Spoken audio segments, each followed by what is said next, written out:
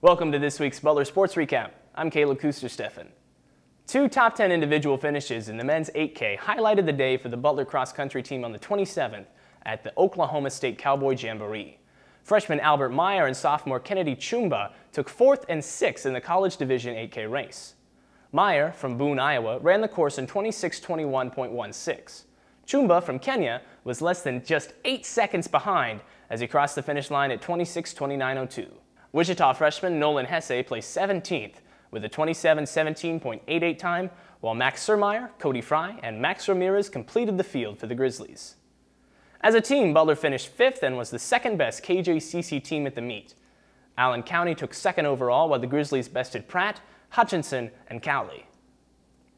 In the women's 5K, Butler took 6th as a team and was the top KJCCC team competing at the Jamboree. Andover sophomore Terra Flores was the top Grizzly individual, running the 3.1-mile course in 19:57.73 and placing 16th. Sophomores Jamel Kidd, Lindy Young, and Haley Raborti finished 40th or better, while sophomores Tresa Troop, Haley Flanagan rounded out the team's results. The Grizzly squad will host the Ollie Isom Invitational on Friday, October 10th at Wartick Ranch. The invite will convene at 4 p.m. The Butler Grizzlies soccer team, coming off a 3-0-1 road trip, came home to a convincing 3-0 win against the Pratt Beavers last Thursday. Sophomore Kaylee Van got things underway for the Grizzlies 37 minutes in. After a Butler free kick, Pratt goalkeeper Miguela Vasquez was lured out of the box, allowing an easy finish. After the half, the Grizzlies continued to dominate with 2 more goals, both from sophomore Brittany Lawrence.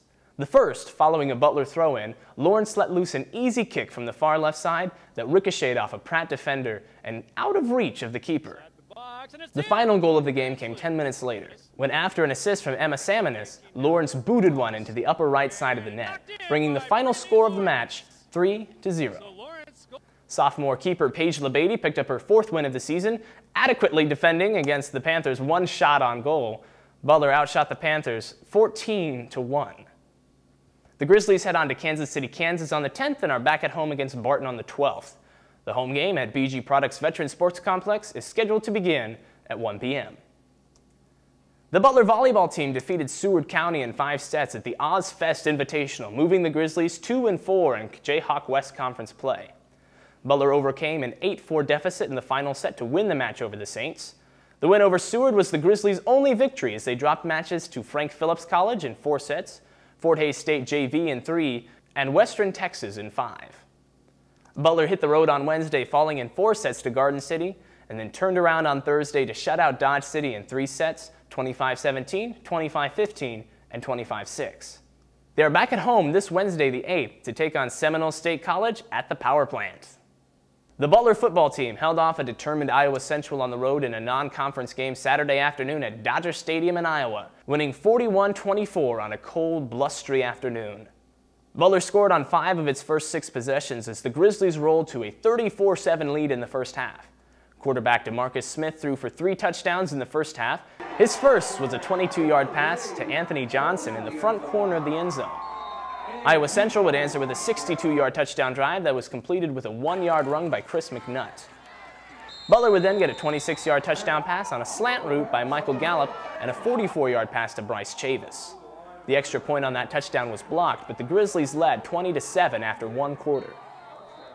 The Grizzlies scored twice in the second quarter on a 25-yard pass from DeMarcus Smith to Markel Wade and a 3-yard run by Derek Lee.